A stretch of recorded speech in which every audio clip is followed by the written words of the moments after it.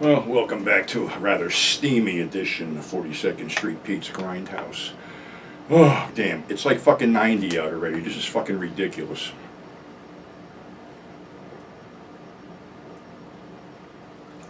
But I gotta keep hydrated and stoned, so that's the situation. As for the flag hanging behind me, that's gonna be up all month. In solidarity, because I know I have fans in the LGBT community, and I respect them, respect their choices, I respect everyone's choices. Fucking haters, go hate somewhere else.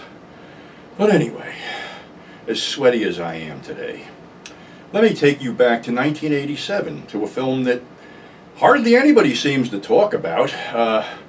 Little sci-fi, a little action, a little horror. It's 1987's The Hidden, directed by Jack Shoulder.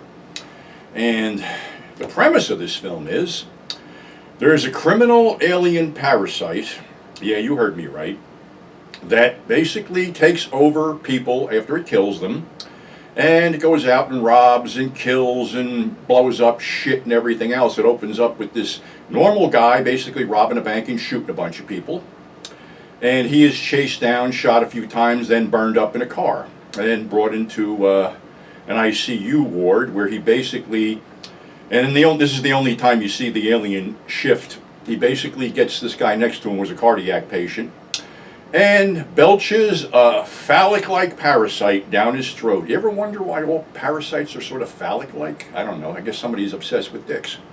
But anyway, this guy gets up, leaves, goes to a record store, starts pocketing audio cassettes, kills the clerk, steals a boombox, goes to a restaurant, sits there with the boombox blaring until he sees a Ferrari drive by. Well, he's attracted by Ferraris.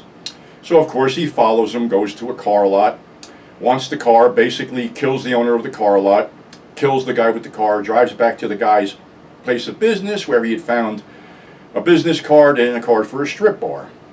In the meantime, two cops, one played by Michael Nouri and one played by Kyle MacLachlan from Twin Peaks, are hot on the trail.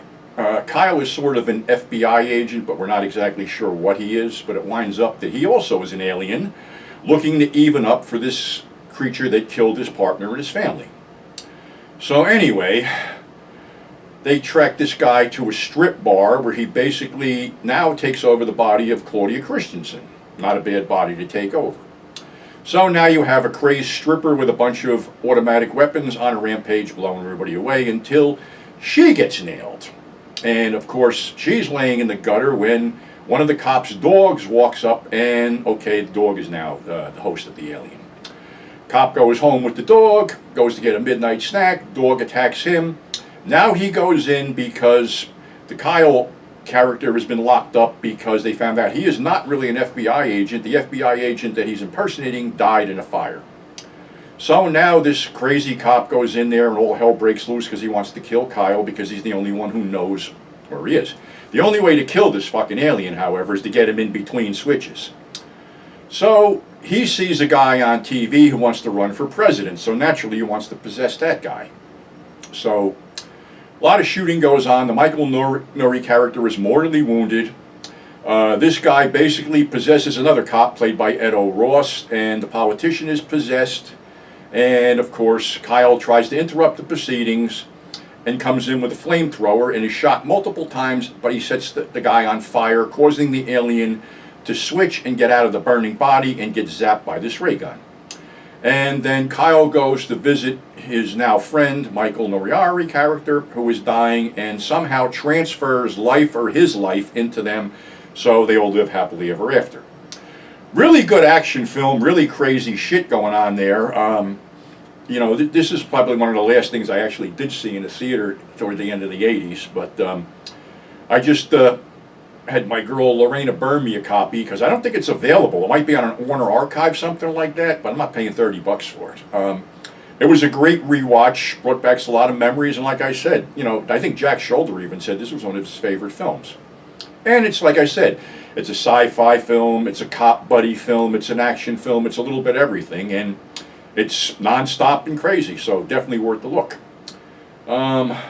I did something. I got to take this thing outside, and I'll tell you why. Because people are talking about, Halloween all year round. Well, I came up with something. So bear with me a sec as I take the camera with me outside. We're going to take a little fucking tour here through the house. Let's see. You want to see how the kids are doing here. There they are, basking a little bit. Like 95 in there, but they're doing well, and one of them might be pregnant. One of them might be a female. Only me. Can we sneak in there? Yeah, there they are. They're doing good. But anyway, the reason I wanted to do this is because there's the screw that got my name on it. We're going outside here, and let's check this out, because I did this last night. We can focus in here. I'm calling this a jack-o'-melon. It's a watermelon I carved up, but basically, let's keep the spirit of Halloween going during the summer. Why don't you guys carve a melon and just show Uncle Pete your melons? So that's our show for today. Thanks for subscribing. Thanks for tuning in. Happy Pride Month to all who celebrate it, and we will catch you on the flip side. So stay safe.